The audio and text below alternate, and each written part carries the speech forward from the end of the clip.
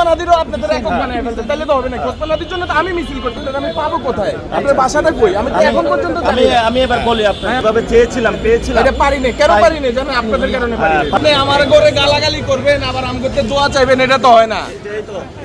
No ভাষা একটা হবে। এখন কারে ভোট দিব জনগণ? জামাতে না শাপলা গলিরে? আমাদের একটাই শত্রু, দুইটা শত্রু। হ্যাঁ, আওয়ামী লীগ মানেন তো? হ্যাঁ অবশ্যই, ভারত। অবশ্যই এই দুইটা শত্রুর বিরুদ্ধে দাঁড়াইতে হবে এবং বাংলাদেশে এখন দুইটা লিসেন। হ্যাঁ, আমি আপনার কথা শুনছি, বুঝে ফেলছি। দুইটা শত্রুর বিরুদ্ধে দাঁড়াইতে হলে আমাদের ঐক্যবদ্ধ হইতে হবে। আপনি যদি আমাকে গালাগালি করেন, আপনি আমাকে ভাই হিসাবে না মানেন, হিন্দু বৌদ্ধ ঐক্য পরিষদ করছে, মুসলমান বাদ দিছে। আপনারা সবাই মিলে পরিষদ করছেন, বিএনপি রে বাদ দিছেন। আবার বিএনপির পার্টির ভিতরে সামনে এসে অবশ্যই ভোট চাওয়ার অধিকার, যোগ্যতা, সক্ষমতা আল্লাহ সুবহানাহু ওয়া তাআলা আপনাকে দিয়েছে। বাট আমরা 5 তারিখের পরে ভাবছিলাম যে আপনাদেরকে নিয়ে একটা সরকার গঠন করবো, কিন্তু আপনারা যে পরিমাণ গালাগালি করে করছেন, তাহলে আমরা তো তার সুযোগ রাখেন নাই। এখন মির্জা আব্বাস ধানের শীষ, ইনশাআল্লাহ এলাকার স্থানীয় লোক। আমার যদি অপরাধ হয় আপনি আমাকে ধরবেন, উনি এলাকার লোক, এলাকার। এখন আপনাকে আমি এমপি বানাইলাম, ভোট দিলাম, আপনার আমি পাবো কোথায়? আপনার বাসাটা কই? আমি তো এখন পর্যন্ত আমি এবার বলি আপনাকে, আমি এই ঢাকা ভার্সিটিতে ছিলাম। জি জি জি জি, এই পুরা রোডে মানুষ ছিল না? এই 5 তারিখের আগে সবাই আন্দোলন করতে এসেছিল। হ্যাঁ সবাই আছে। পুলিশ গুলি করেছিল না? হ্যাঁ করেছিল। ছাত্র দলের অনেক ভাই গুলি খেয়েছিল না? বিএনপির অনেক ভাই গুলি খেয়েছিল না? আমরা যখন মাঠে ছিলাম সবাই আমরা ঐক্যবদ্ধ ছিলাম 5 তারিখের আগের দিন পর্যন্ত। কিন্তু 5 তারিখ সকালে থেকে আপনারা একটা এজেন্ডা বাস্তবায়ন করছেন যে বিএনপি কে আপনারা নিধন করবেন, আপনারা বিএনপি কে বাদ দিয়ে দিবেন। আমরা চাইছিলাম ভাই আপনি নাসিরউদ্দিন পাটোয়ারি, আমি লিওন হক, আমরা ভাই। আপনারা যেইভাবে আমাদেরকে অকথ্য ভাষা ফেসবুকে ফেসবুকে দিয়ে গালাগালি করতেন ভাইও, আমাকে রাজনীতি করার ইচ্ছা মনে নষ্ট হয়ে গেছে।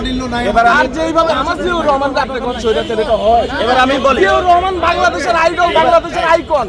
এবার আপনি শুনবেন নাকি বলতে থাকবেন? না বলেন।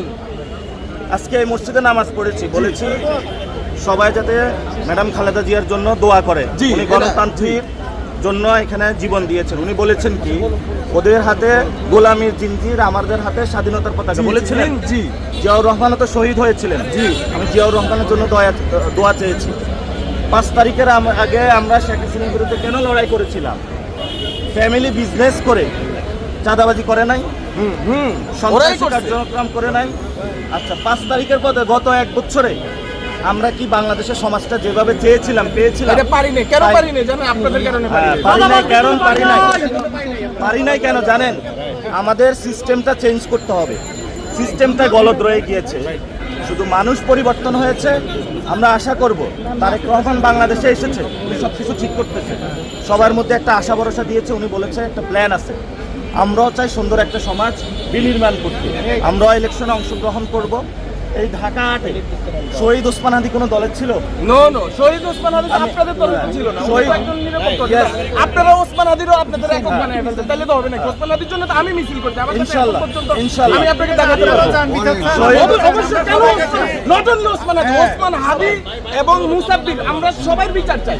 বাংলাদেশের যতগুলো হত্যাকাণ্ড হয়েছে প্রতিটা হত্যাকাণ্ডের বিচার চাই। শহীদ ওসমান হাদি, শহীদ ভাই, অসুবিধা কই? কথাই বলতেছি কেন? আমাদের ভিন্ন মতের মানুষের সাথে কথা বলবেন উনি, তাহলে উনি কি শুধু এনসিপি এমপি প্রার্থী? ভিন্ন মতের মানুষের সাথে তো কথা, আমি বিএনপি করি, উনি এনসিপি করবে, তো আমরা কথা বলবো না? কিন্তু এখন আমরা কেন পৃথক? আপনাদের সহযোগিতা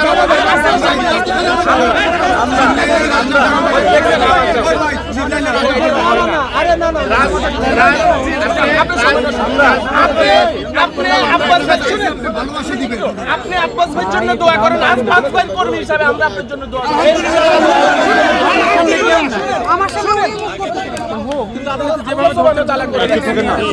ভোটের অধিকার আল্লাহ দিয়েছে, ওই ভোট কই যাবে সেটা আমার আল্লাহ জানে। ইনশাআল্লাহ দোয়া করবেন। আব্বাস ভাইকে নিয়ে বেহুদা মন্তব্য করে একজন মুসলমান আরেকজন মুসলমানের ইজ্জতের উপরে